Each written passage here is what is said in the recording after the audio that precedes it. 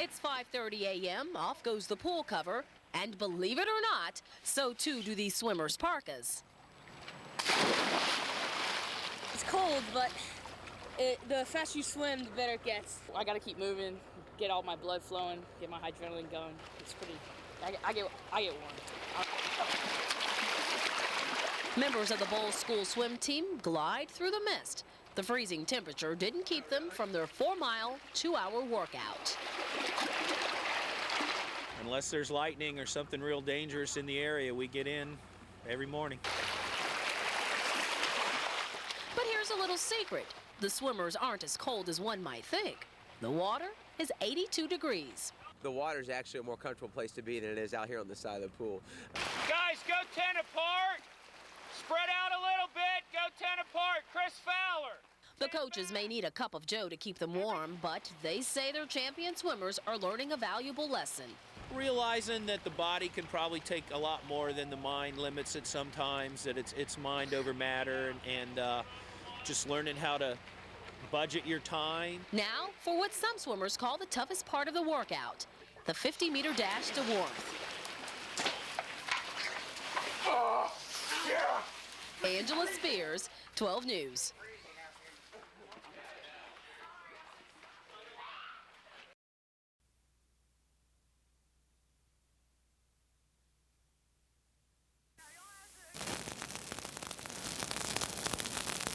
It was a little bit spooky, and when you see the flames that close to your home and you hear it popping and snapping and sounding like firecrackers or M80s going off, you start getting a little spooky and a little concerned. An incredible sight and terrifying moment for Mickey Mixon and his wife. They woke up to flames practically in their backyard.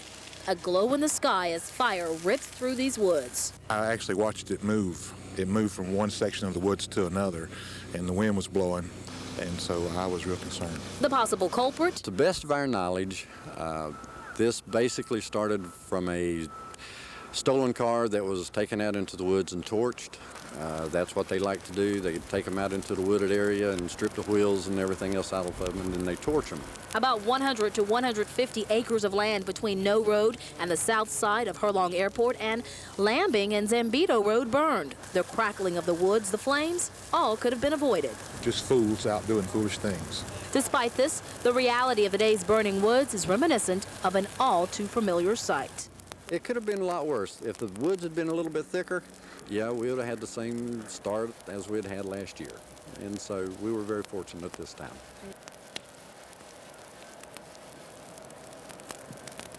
Alan, I was ringside, and boy, it was quite a sight. Several people lined this side of the street here to watch alligator control tangle with a 10-foot reptile. It's the usual morning traffic zipping down Main Street. Every once in a while you think you see something out of the ordinary. You usually don't have time to stop and check it out. But on this sunny floor today, you wish you would have. Because if you had, you would have seen this incredible sight. I think it's awesome. A CSX employee saw the 10-foot alligator beside the track in Ocean Way and called in the professionals. Meet Mike Haley, the Nuisance Gator Patrol. He's been trapping the reptiles for more than 10 years. To him, it's no big deal.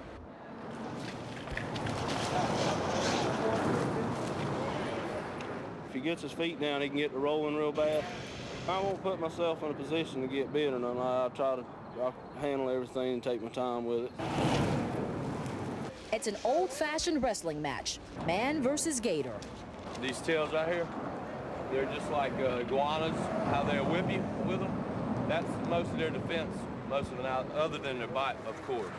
Spectators watch in amazement as the gator continues to struggle, giving Haley all he's got. A big gator like that, one or two of them a day, you're whooped.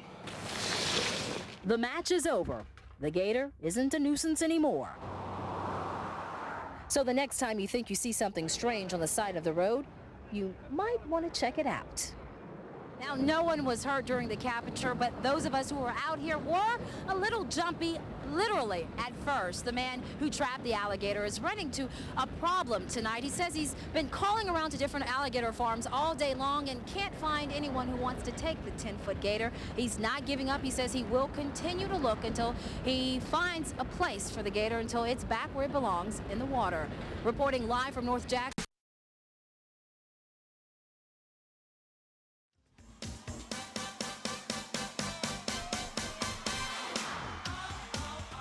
Prices we've all seen before, prices that have many trying to stay away as much as possible.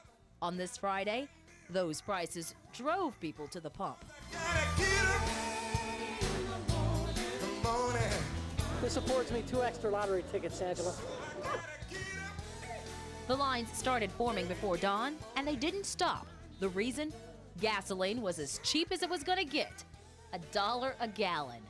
It's a good deal for the weekend. I'm driving around with the kids, and gas is expensive, so you have to entertain them, save the money to go take them to the zoo or something and save money. One after the other, drivers pulled in and filled up. $18. What is this deal? But only for a limited time. These drivers were willing to take the chance. They waited at least an hour. Some were even late for work. It's worth it. You got the holiday coming up, and gas, the prices are going up, so it's worth it.